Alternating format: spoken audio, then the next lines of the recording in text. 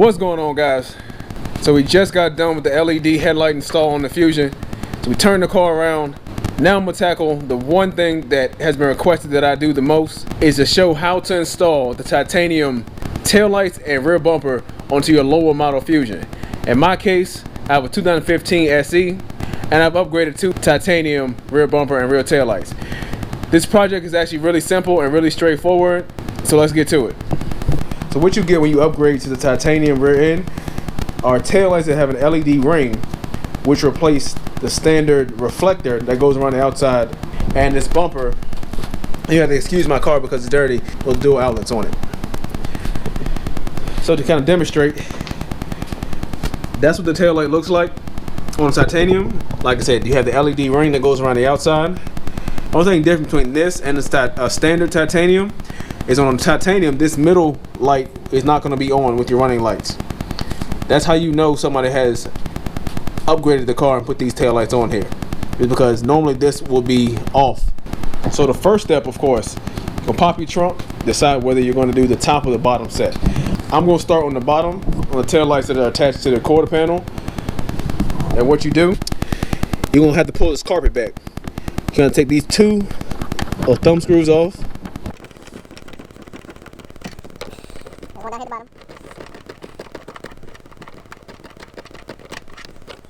Let's set these to the side. And you pull this carpet back. So you see, these are both 10 millimeters. You can go ahead and take those off.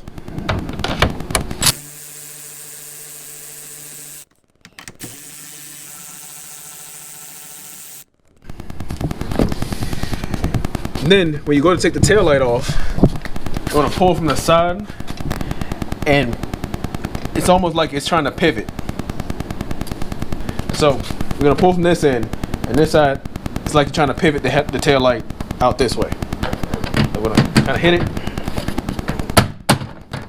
and it'll pop right out. The reason you do that is because you have this pin here that goes into a hole over here in the corner, and it just pops out. So after that, you just unplug it, and then your tail light's free. And at that point, you just replace it with your titanium tail light. It is a direct bolt-on, direct switch. You don't have to wire anything, you don't have to do anything, you just plug it up.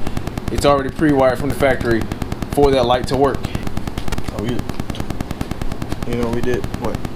Rule number 1, turn your lights off. My lights on. Disconnect the power. Alright, so next, for the part of the tail light that's mounted on the trunk lid, we're going to take these two bolts off here. They're 11 millimeters.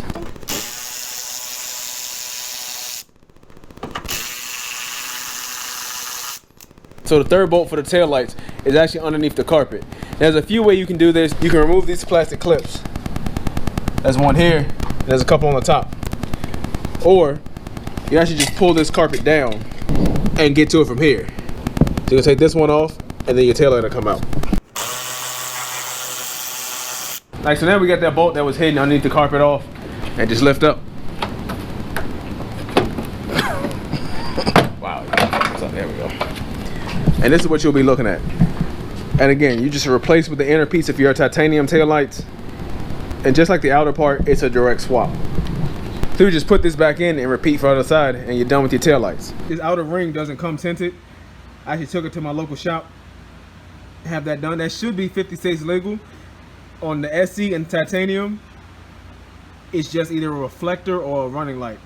Now, if you're doing your rear bumper at the same time, leave your tail lights off, because you're gonna need to get to some push pins that are actually underneath of the tail lights. Like, so don't install those yet if you're doing the bumper install as well as the tail lights. These bolts in the wheel well are 7 millimeters. It's a little tight, especially since I've lowered the car, but if you can squeeze in here or lift the car up, it'll give you a little bit more space. We just found this 7 millimeter socket on this tiny extension to make it work.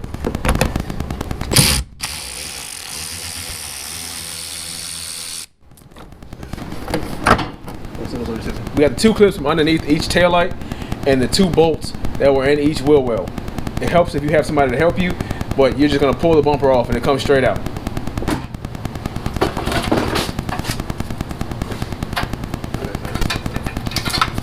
You have backup sensors on your car. That's what this, the one harness that's running from the car. They're not actually hooked up on this car, but on your SC or S model, like the plug will still be there. It'll just have a cap on it. So you can take the cap off, and if you have the harness with that, with the bumper that you picked up, you can just plug it right in.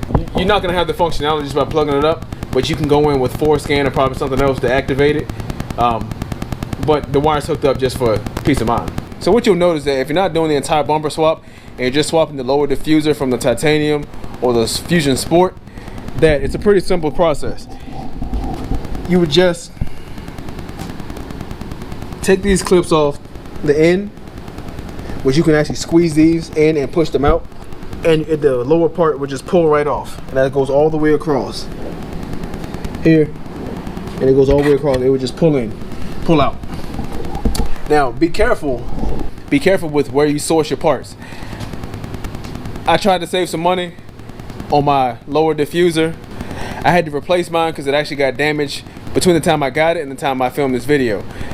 So I showed you guys how my bumper was melted.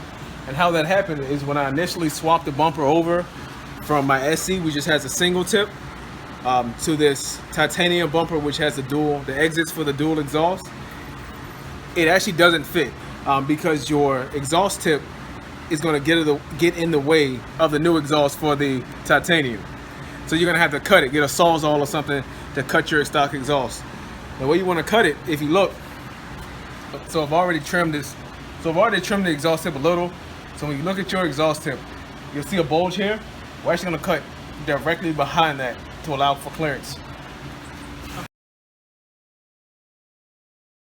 And in the spirit of using unnecessary tools, instead of a Sawzall, I'm going to use this thing. What's the name of it? I don't know. Portable bandsaw.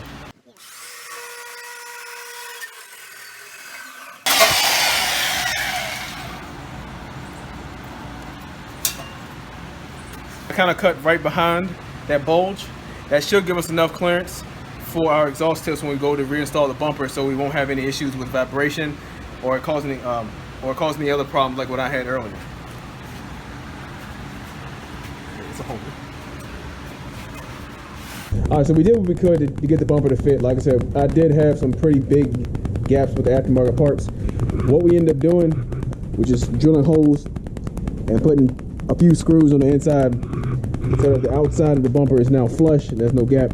From there, you should reverse the steps. Before you go anywhere, double check that your taillights work. So have somebody stand behind the car or park next to a wall or something where you can press the brakes, your turn signals, etc. Make sure they work. Pretty easy project to do. It should take you just a few hours to get done if you really focus on it and meticulous with it. So that's it. So thank you guys again. Just subscribe to my channel for more.